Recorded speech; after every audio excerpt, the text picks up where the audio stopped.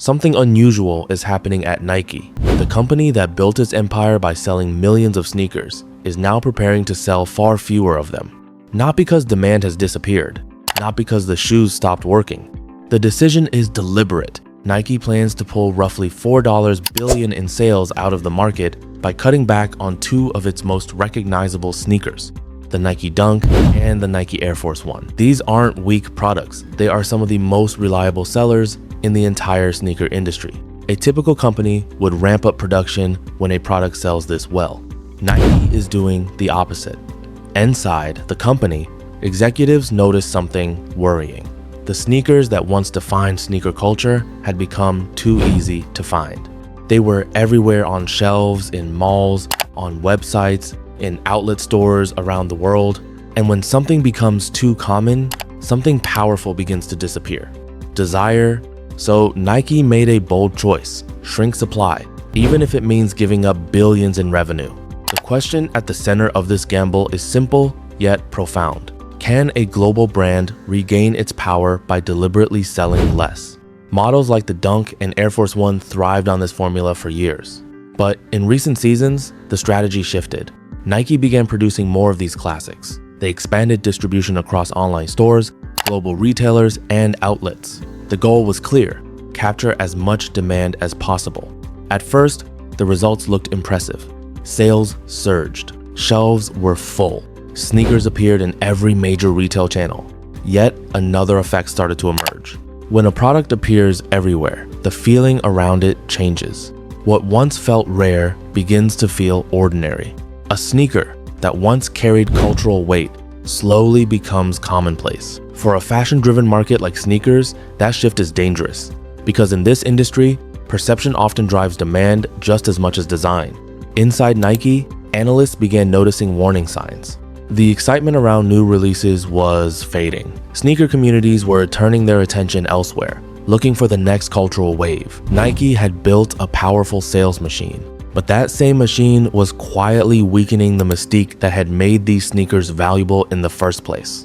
The problem didn't hit suddenly. It appeared slowly, through subtle but undeniable signals. Sneakers like the Nike Dunk and Nike Air Force 1 still sold millions of pairs each year, but resale prices cooled. Some releases that once sold out instantly started sitting on shelves longer than expected. Social media buzz slowed. For a company like Nike, this matters more than raw sales numbers. Sneaker culture runs on perception. A product can sell well and still lose the influence that makes it powerful. Nike's leadership realized their most famous models were no longer difficult to find. Walls of Dunks and Air Force 1s appeared in stores around the world. Availability solved the one problem, meeting demand, but created another. The shoes were no longer discoveries. They were just there, waiting. Competitors noticed the opening. Brands like Adidas and New Balance began attracting attention from younger buyers searching for something different. New designs, limited releases, and collaborations drew focus away from Nike's classics. Revenue was still enormous, but brand heat was fading. Oversupply had quietly diluted the power of Nike's most iconic sneakers. Once the warning signs became clear, Nike faced a choice: continue pushing volume to protect short-term revenue, or slow the machine and rebuild scarcity. Nike chose the second option. The plan is bold. Retail partners will receive fewer shipments. Certain colorways will appear less frequently. Some releases may disappear entirely.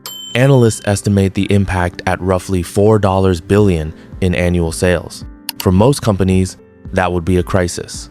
For Nike, it's a calculated reset. Scarcity changes perception. Limited supply reignites excitement, draws collectors' attention, and restores the sense that these sneakers matter. Luxury brands rely on this principle constantly. Nike is applying the same logic on a global scale. This strategy is about more than selling fewer shoes. It's about restoring meaning. Sneakers are symbols. Owning the right pair signals taste, status, and connection to culture. If that signal fades, even the strongest brand can feel ordinary. Nike is also using this reset as a test. By intentionally creating gaps in availability, the company observes how quickly hype returns and whether loyal customers stay engaged. Social media reactions, resale market activity, and spikes in demand become key measures of success. Yet, the risk is obvious. Fans who cannot find their favorite models may turn to competitors. Once attention and market share are lost, they are hard to regain. Nike is running a high-stakes experiment on its own business model, one that could redefine how global brands manage desire, hype, and cultural relevance. Cutting $4 billion in sales is more than a marketing experiment. It's one of the boldest moves a global brand can make. Every delayed shipment, every withheld colorway is a calculated risk designed to make these sneakers feel rare and desirable again. Investors are watching closely. If scarcity reignites hype, Nike regains cultural dominance, strengthens pricing power, and restores excitement in sneaker communities worldwide. But if it fails, the losses are immediate. Billions in revenue vanish while competitors seize the customers Nike leaves behind. Adidas and New Balance are ready to capitalize on every opening. The impact goes beyond revenue. Nike's strategy tests the mechanics of modern consumer culture. Collectors scramble for limited pairs. Social media buzz surges. Resale markets heat up. Every tweet, every Instagram post, every resale spike becomes a signal that the reset is working or failing. The stakes are as cultural as they are financial. Nike built its empire by controlling desire. Losing that control wouldn't just reduce revenue, it could weaken the brand's identity for years. The $4 billion cut isn't just a number, it's a test of whether even the biggest brands can manipulate scarcity and maintain influence over a world that constantly shifts attention. Nike's gamble illustrates a stark truth in modern branding. Selling less can sometimes be worth far more. But for a company of this scale, the risk is undeniable, and the consequences of failure could ripple far beyond a single release. Nike built its empire by controlling desire. Now, by shrinking supply, it hopes to reclaim it. Fewer shoes, less supply, more scarcity. The $4 billion cut is a calculated risk, designed to restore excitement and protect long-term brand power. Will it work? Only time will tell. If you want more behind-the-scenes insights into the hidden strategies of the world's biggest companies, subscribe and stay tuned. The most important financial moves often happen quietly, but they affect millions.